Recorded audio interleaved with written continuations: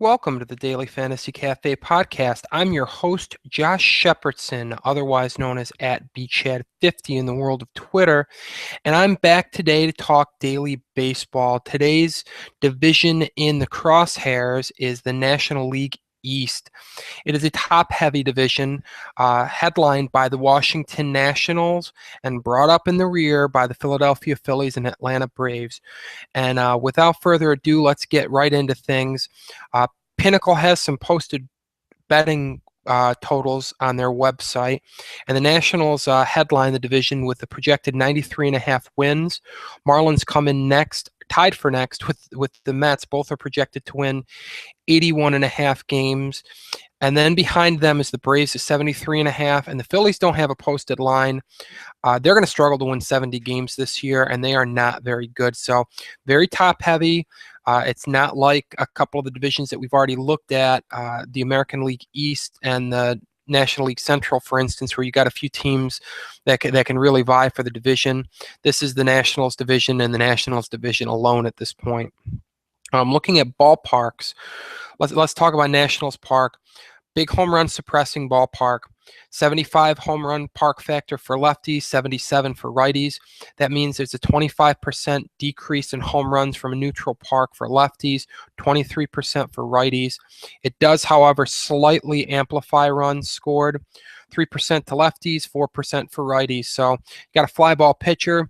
Nationals Park's a good one to trot him out in. Probably not against a loaded Nationals lineup, though. More on that a little bit later. Marlins Park. If you think Nationals Park suppresses runs, take a look at Marlins Park. 62 home run factor for lefties, 79 for righties. Also reduces runs to lefties with a park factor of 87, but amplifies them to right-handed batters with a park factor of 114. Also amplifies doubles and triples for right-handed batters with a park factor of 117. So if you've got some right-handed batters that are not home run hitters, more of the doubles type, good ballpark for them. Going to enhance runs, going to boost doubles and triples. So consider spacious Marlins Park a decent play for some right-handed batters with the gap-to-gap power. Citi Field, got some dimension changes coming this year. The fences are being moved in right field and right center field. So got to take these park factors with a grain of salt, but it should help improve an already decent park factor for homers of 101 to lefties, 109 to righties. Runs scored, though, 85 and 89 for lefties and righties, respectively. So maybe you also see an uptick in runs scored because Citi does a pretty good job of suppressing runs. So wait and kind of see how that plays early. It's tough to draw too many conclusions without actually seeing the park in play. And even after the first month, I would say you might see some, it's a small sample, so there might be some quirkiness to it. But at least at that point, we might have a little bit better idea. If the play's like, plays extreme, then we'll have some idea of how to handle Citi Field going forward this year. Turner Field decreases left-handed batter home runs by 3% with park factor 97.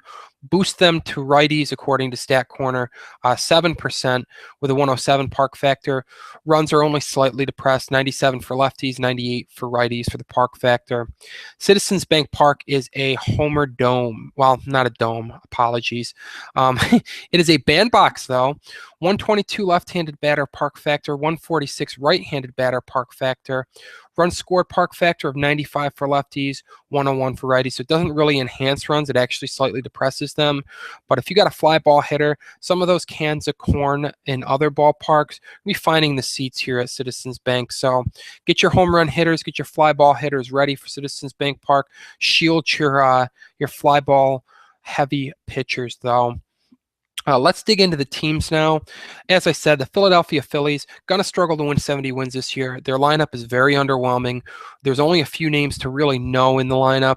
The first is Chase Utley, namely against right-handed pitching. Since 2012, he's posted a 124 WRC plus, so he's 24% better than the average hitter. Weighted runs created plus being set to 100, being a neutral or average hitter. Anything above or below would be a percentage point above or below. So if you're not familiar with that, definitely familiarize yourself with that. Fangraphs does a good job of explaining that on their glossary page, but that's the gist of it. Utley's still a very good offensive threat against right-handed pitching. Carlos Ruiz plays another thin position at catcher, especially useful versus left-handed pitching. Can get away with using him against righties some because he projects to possibly hit cleanup for this team, maybe hit third. So you got a guy that that's going to hit in a better lineup slot than many of his catching peers, and it's going to give him some runs scored and RBI potential that maybe others don't, get him some extra at-bats. So even against a soft righty, he might be in play, but against lefties, he looks especially enticing. Darren Ruff, first baseman masquerading as an outfielder, really hammers left-handed pitching. Good play at home against the lefty. Probably going to hit down order, so that hurts him a little bit in the value department. But a 233 ISO, 130 WRC plus in limited time in the big leagues against left-handed pitching.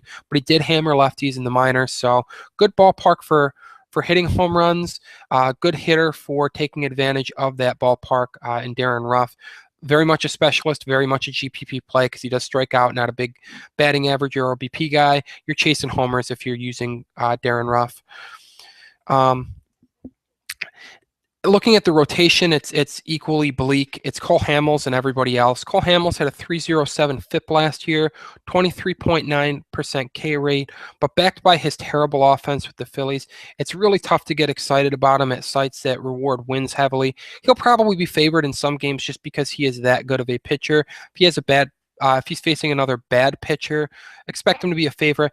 If you're on a site that like DraftKings, where strikeouts really play a huge role, and limiting base runners is a big deal. Cole Hamels looks really good, but on sites like FanDuel, where you really need that win, Cole Hamels is maybe not the best option, and he's probably going to be pricey as well because he is a very good pitcher. Moving on to the Atlanta Braves, who are also looking at a bad season on the horizon. Their lineup's pretty dreadful. Nick Markakis comes over from Baltimore, has a 107 WRC plus since 2012 against right-handed pitching. Might be in play as a bargain play depending on the price. Going to hit leadoff, so he'll get lots of at-bats, but not a lot hitting behind him, so not thrilled with his run scored potential. Not going to have a lot of ducks on the pond to drive in, hitting behind the 8 and 9 hitters in a National League lineup, but you'll take the extra at-bats. A soft matchup, might be priced accordingly. Definitely somebody that should at least be on the radar against right-handed pitching as one of those bargain options so you can spend heavily elsewhere, but he's not a guy that's really going to carry fantasy teams, daily fantasy teams at all.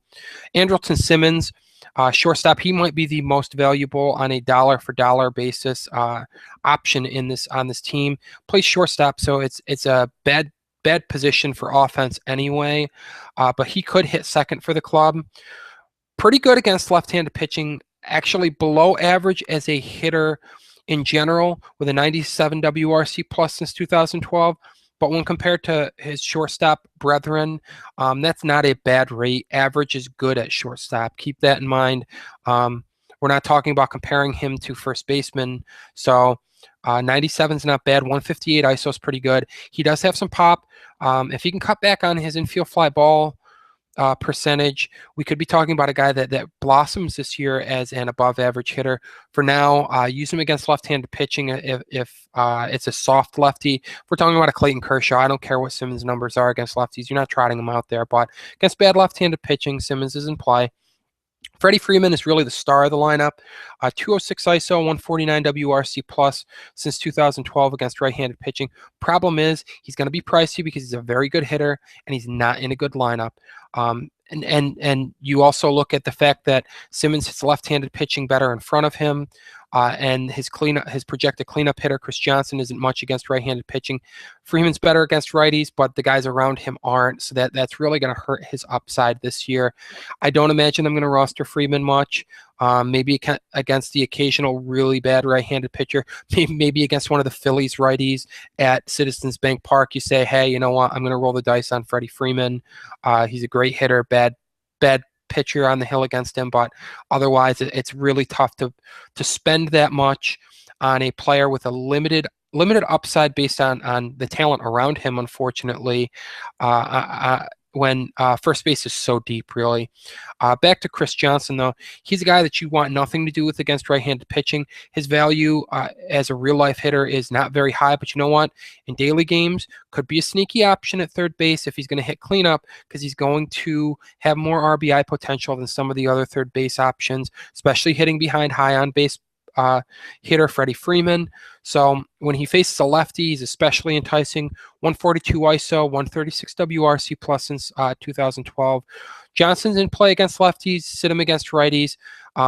You're not going to want, he's not a crown jewel of your lineup type of hitter, but when you're looking to save money someplace, I mean, you can't have stars across the board. Chris Johnson makes sense at the hot corner against a bad lefty.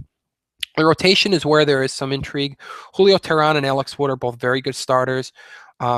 At sites where you can get points for, like DraftKings, where you're getting points for strikeouts, where you have to roster 2 SPs. I like Teheran. I like Wood. Even if they don't get the W, they're going to give you some quality starts. They're going to limit base runners. They're going to miss bats. Good options. Shelby Miller's a bounce-back candidate. Struggled last year, but he throws hard. And if you're going to gamble on an arm, you gamble on the hard throwers. The fastball can miss some bats. Really needs this curveball to take a step forward if he's going to really harness what he's capable of. Monitor him early in the season. I'm not going to be trotting him out there right away. I'm going to be keeping an eye on his pitch FX data, namely over at Brooks Baseball. They really do a great job of breaking down pitch by pitch, velocity, whiff rates, batted ball rates. Like that's my home for getting good pitch FX data.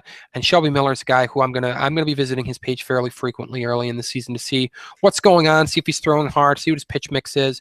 New home this year, maybe Braves pitching coaches can coax a little bit more out of him. Remember, Julio Teheran was a guy that struggled with his breaking ball a few years ago and really took a step forward when that did. So I have some hope for Shelby Miller. I don't have much hope for anything else in the rotation behind him. Might be some stack potential for hitters facing the bottom of the Braves rotation, namely if a guy like Eric Stoltz is in that rotation. They do have an intriguing name in Michael Fultonwitz in the who may end up in the bullpen. They acquired him this offseason. Big enough, throws hard. You'd hope that he could stick as a starter, but control issues and make him maybe better suited for the bullpen, but I would expect the Braves to give him every chance to start. If he starts well, has the bat missing stuff, could be a GPP play later in the season. New York Mets are next. They are a surprisingly interesting team. There is their entire lineup has potential to be daily fantasy relevant to some extent. Curtis Granderson is who I believe will lead off. They want Juan Lagares too. I just don't see it. He doesn't walk enough. I don't think he's going to get on base enough to hold that job down. Even if he starts the year as a leadoff hitter, I think he drops in the order later in the year. If Lagares does hit leadoff, interesting play against left-handed pitching because he does hit them fairly well. Going to be fairly cheap because he doesn't have great power, but as a leadoff hitter who's above average against lefties, Lagares would be interesting. I like Granderson for a bounce back this year. I think he's going to be the person that benefits the most from the dimension changes to Citi Field. Remember, this is a guy that hit more than 40 home runs as recently as 2011 and 2012. He had back-to-back 40 home run campaigns at Yankee Stadium. So if you can get that pull power going with the new dimensions of Citi Field, I like Curtis Granderson, namely against right-handed pitching. Michael Cuddyer was brought over from the Rockies. Very good against left-handed pitching, okay against right-handed pitching. I think he might hit second in that lineup. Maybe go lefty Granderson, righty Cuddyer, righty right, lefty Duda. Kind of split these guys up a little bit. Cuddyer very good against left-handed pitching. Going to play some outfield. Outfield's deep, but against lefties, you might get a decent bargain price on Cuddyer. Probably not early in the season. He is coming off of an injury-shortened season, but his extensive work of hammering pitchers in 2013 might have that price a little bit escalated depending on the site that you're at. So I'm going to fade Cuddyer early, see how he makes the transition from Coors to Citi Field here, but I do think he can have some value this year. David Wright's a bounce back candidate, really hammers left-handed pitching. Even last year in a down year, he hit left-handed pitching hard. So he's a guy that when a southpaw's on the hill, as long as he's not doesn't have an exorbitant price and that's not an exceptional left-handed pitcher, you're going to really want to strongly consider using David Wright. Lucas Duda is not a guy you want to use against left-handed pitching, but against righties, he is fantastic. He blew up last season, and since 2012, though, it's not as if he's been a slouch. Against right-handed pitching, he has a 227 ISO and 138 WRC plus, so 38% better than the average hitter against right-handed pitching. He was even better than that last year and really appeared to turn a corner. So I like Lucas Duda, especially when you get him in some of these homer-friendly ballparks like Citizens Bank, for instance. 122 home run factor for lefties, as I said earlier in the podcast. Get Duda in there against some of those less than stellar right-handed pitchers of the Phillies when they trot them out. Travis d'Arnaud was optioned to AAA at one point last year. Really responded and played well after that. Had a strong second half. I buy into him as an above-average offensive catcher. Catcher isn't deep on offensive talent, so I think Travis d'Arnaud is going to be a guy that you see on daily rosters or should see on daily rosters. This year, he's a guy that I'll be rostering, especially if he continues to hit in, say, the 5th spot for the Mets. Could hit a little bit lower in the order, which would not be helpful to his value. But if he hits 5th, if the lineup shakes out eventually like I expect it to, Granderson, Kadire, Wright, Duda, and then d'Arnaud. Darno's in a great seat in the lineup for driving in some runs. Daniel Murphy is the guy that's going to lose some value this year. He's accustomed to hitting second, but I just don't see that being the case. The lineup's better this year. I think Murphy hits down order, but he hits right-handed pitching well, and second base isn't terribly deep at on options for offense. So as a down order hitter, you hate that, but the price might be right to use him on occasion, especially when you're looking at a big total with the Mets playing. If you're talking about a big Vegas line, maybe Murphy looks a little bit enticing. Wilmer Flores is playing shortstop. The glove's not very good, but you don't care about that for daily as long as it isn't a hindrance to his playing time. Bat could be above average. Really didn't shine in his big league debut, but he made contact at a high rate. And you know what? He hit very well in the minors. Good pedigree. Was considered a very good hitter as a minor leaguer. Problem was he was projected to move to a corner where his bat was going to be a little light. Bat's not light at shortstop. So Wilmer Flores looks pretty nifty to me and could be very cheap. Not a fan of him hitting down order, but most shortstops do, so I can live with Wilmer Flores if the price is right. The rotation features two really exciting names at the top. Matt Harvey's the one that everybody's going to get super excited about, and rightfully so. Fastball's back. Good reports on the slider. I trust him right out of the gate. Should be a monster this season. Going to be expensive, but you know what? He's the type of pitcher that can carry daily teams. Jacob deGrom's the one that might be flying slightly under the radar to the casual fan, not to the savvy daily gamer, not to the season-long gamer. deGrom struck out 25.5% of the batters he faced last year as a rookie, posted a 2.67 FIP. Very, very good. Throws hard, has good secondary pitches. I'm a big deGrom fan, and he might provide more value than Harvey this year based on the fact he's going to be a little cheaper than Harvey. So might be able to get a little bit more value out of deGrom, but both are excellent options across daily sites. Jonathan Neese and Bartolo Colon are better options at sites like FanDuel, where they don't score strikeouts as favorably as a site like DraftKings. You're really chasing wins. So when these guys are favorites, Colon and Neese, both pound the strike zone, both decent pitchers, not going to overwhelm you in the strikeout department. Keep an eye on them. The other names that could be interesting this year are Noah Syndergaard and Steven Matz in the minors. Both could come up. Both could have an impact for the Mets at some point. Dylan G's just a space holder. You can use some hitters against him, but G's not a guy that I'm going to be trotting out there. Next up is Miami Marlins. Christian Yelich is an interesting name. I opted to bypass discussing leadoff hitter D. Gordon because he's not very good. He's not a guy that you want in daily. Leave him for season long. Back to Christian Yelich now that I've gotten off on that tangent. 126 WRC plus versus right-handed pitching since 2012.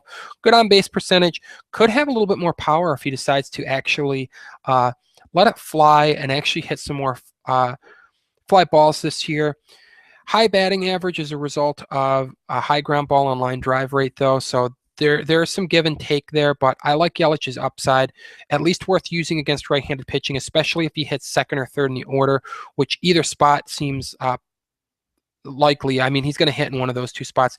I would prefer third because you can stick a nice on-base percentage guy like a Martin Prado, for instance, in front of him hitting second.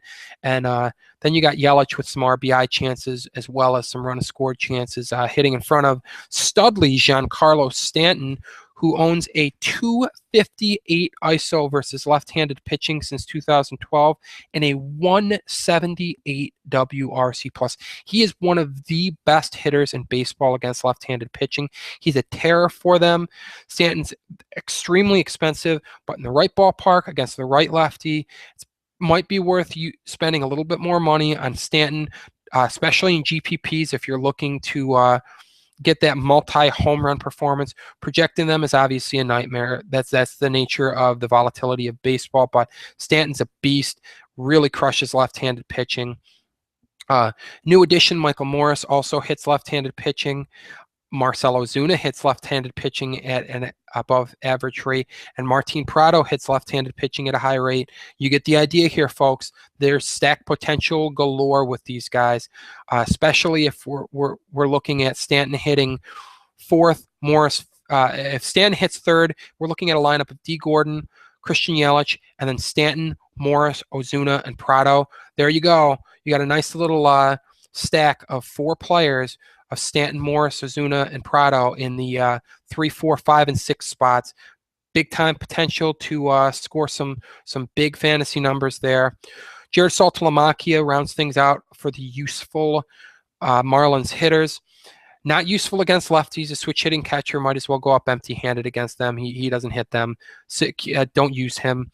Against right-handed pitching, right ballpark, he's a GPP play because he does have above average power, also strikes out at a high rate though, so not the best cash game option.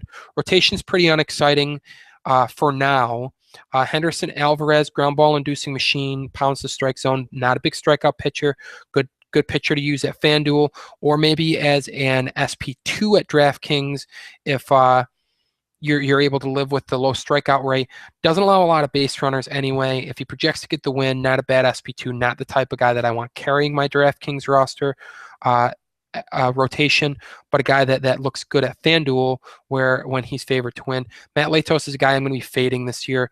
Huge drop in velocity last year, like 2 miles an hour on his fastball. Need to see him get it back. Good ballpark change, but if he's not missing bats, I'm not terribly interested, and might be playable at FanDuel if he's getting favorable contact and recording outs. But if he's just not missing bats and he's throwing cookies, we don't want that. Jared Kozar throws hard. That is about all that can be said good about Jared Kozar. Really needs a secondary pitch to take a step forward if he hopes to be much in the daily game world.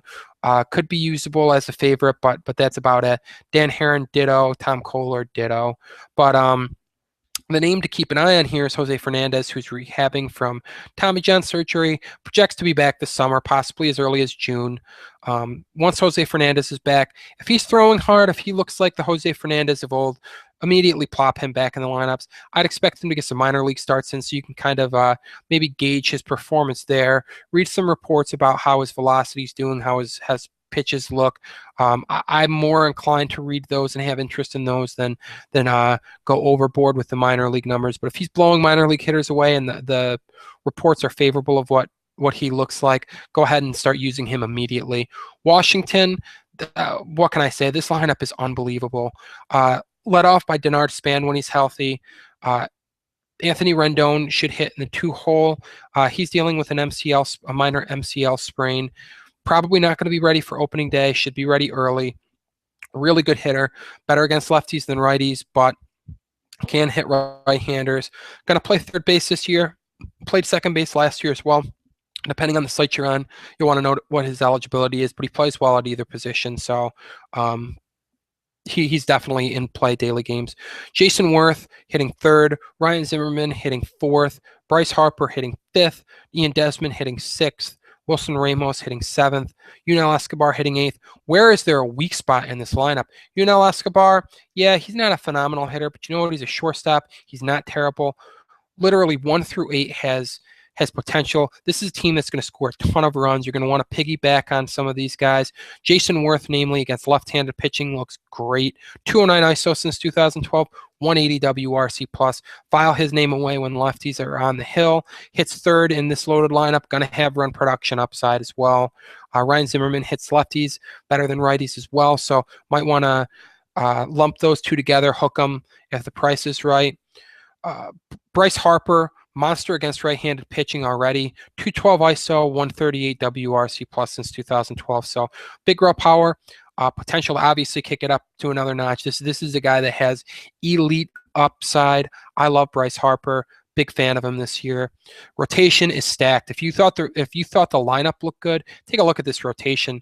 Headlined by Max Scherzer, Steven Strasburg, Jordan Zimmerman, Doug Fister, and Gio Gonzalez. One of these names is not like the other. I'll address the elephant in the room. Doug Fister, not in the same class of pitcher as the others. Really relies on his control, doesn't miss bats. FanDuel only option, or maybe a SP2 at DK. I do worry that he's going to allow a few more base runners this year. So between the not missing bats and the extra base runners, hurts his DraftKings value, but he's going to be favored to win a lot. So got to like chasing the W if he is your SP2 and DK. Definitely a better option for FanDuel, though. But Strasburg, Scherzer, Zimmerman, and Gonzalez, all strikeout artists, all struck out better than 22% of the batters they faced last year. Strasburg and Scherzer actually struck out 27.9% of the batters they faced. Gio checked in at 24.8%. 4 members of the rotation, the not Doug Fister group, we'll call them, 3 members of the Washington Nationals rotation posted FIPS under 3.